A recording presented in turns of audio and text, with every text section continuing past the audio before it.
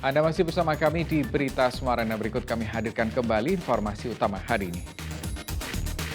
Komplotan penyedia jasa prostitusi melalui aplikasi Kencan Kilat diungkap. 5 pelaku ditetapkan sebagai tersangka.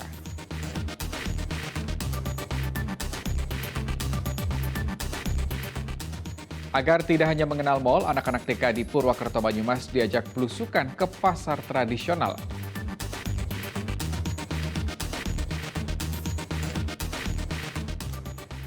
Tergerak melihat banyak warga tidak mendapat akses kesehatan, seorang polisi di Grobogan gelar kesehatan keliling dan sulap mobil pribadi jadi mobil ambulans.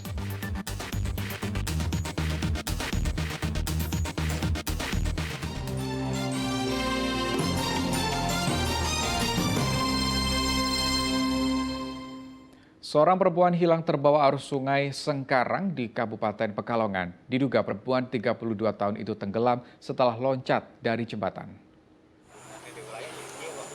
Hilangnya Safira Zuhana Rizkiana menghebohkan warga yang tinggal di sekitar aliran sungai Sengkarang, Kabupaten Pekalongan. Petugas gabungan berupaya mencari Safira yang hilang setelah loncat dari jembatan Pencongan Wiradesa. Diduga Safira, warga kelurahan Bener itu loncat dari jembatan karena depresi. Paman Safira sempat berupaya mencegah tetapi perempuan 32 tahun itu meronta dan loncat dari jembatan. Kondisi air sungai yang deras membuat pencarian cukup terkendala. Belum cukup sebenarnya. Si korban sempat ke sungai, mau ada niatan bunuh diri kemungkinan, tapi dicegah oleh pamannya.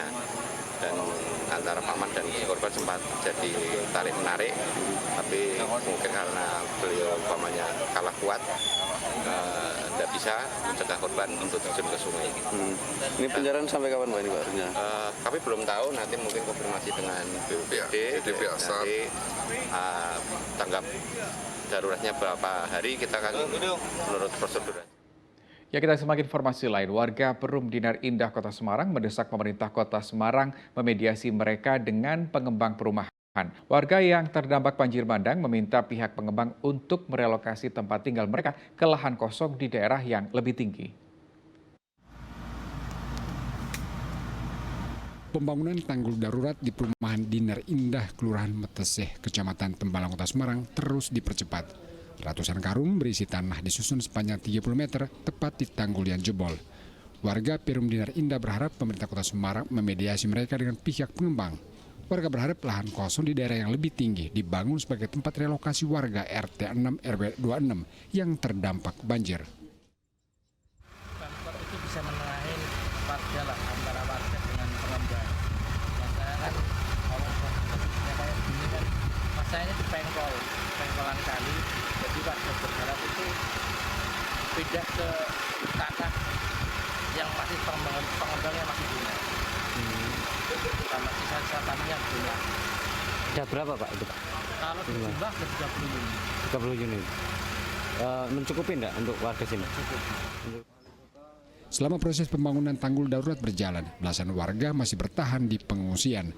Mereka khawatir terjadi banjir susulan karena tingginya intensitas hujan akhir-akhir ini.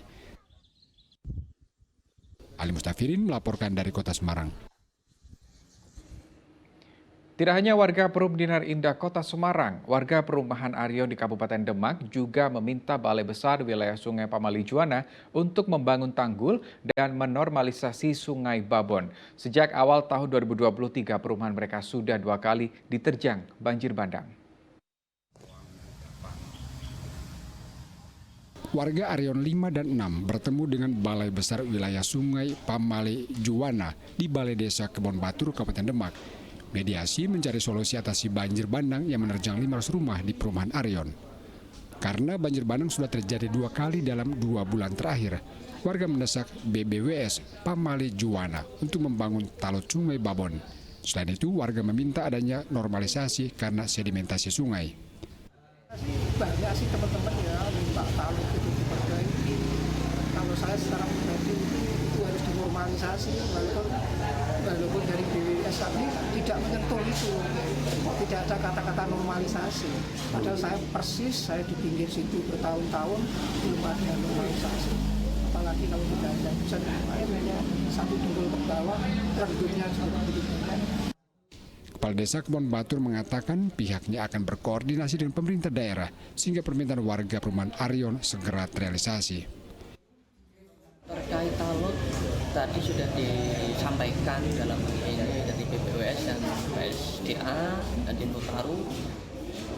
Pada hari ini Dinputaru akan berangkat ke Jakarta ke kementerian terkait talut yang ada di Iron Mas 5 terutama, karena di Iron Mas 5 itu talut belum ada dan tanah semakin lama semakin tergerus ketika ada banjir.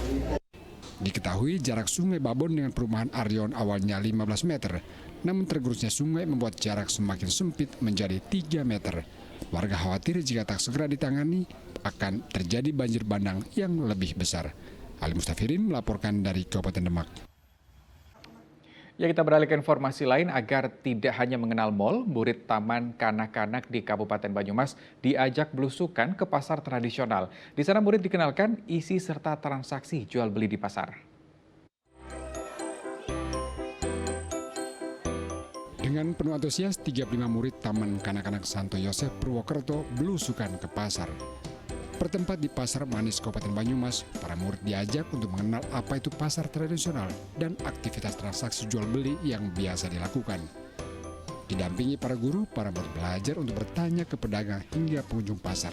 Selain untuk belajar tentang cara belanja, para murid juga menambah pengetahuan soal barang yang dijual di pasar serta bentuknya. Keberanian untuk bertanya juga melatih kemampuan komunikasi murid Taman Kanak-kanak ini. Belusukan ke pasar tradisional jadi bagian dalam kegiatan pembelajaran, sehingga murid tak hanya mengetahui pasar modern, tapi juga pasar tradisional. Hal ini juga untuk mengurangi kecanduan murid untuk selalu mengunjungi toko modern seperti mal. Minggu ini mereka mengenal tentang tempat-tempat umum, jadi mereka mengenal tentang pasar terlebih dahulu. Jadi di sini mereka mengenal ada apa saja sih di dalam pasar ini, jadi mengenal secara lebih dekat lagi tentang pasar itu apa. Untuk mengenalkan ya, belanja itu tidak hanya di mall saja, tapi di pasar juga mereka harus lebih tahu. Tak hanya soal pengetahuan, tetapi ketangkasan dalam mencari tahu dan berani berbicara menjadi hal yang bisa diajar dengan belusukan ke pasar tradisional. Mardionto melaporkan dari Kabupaten Banyumas.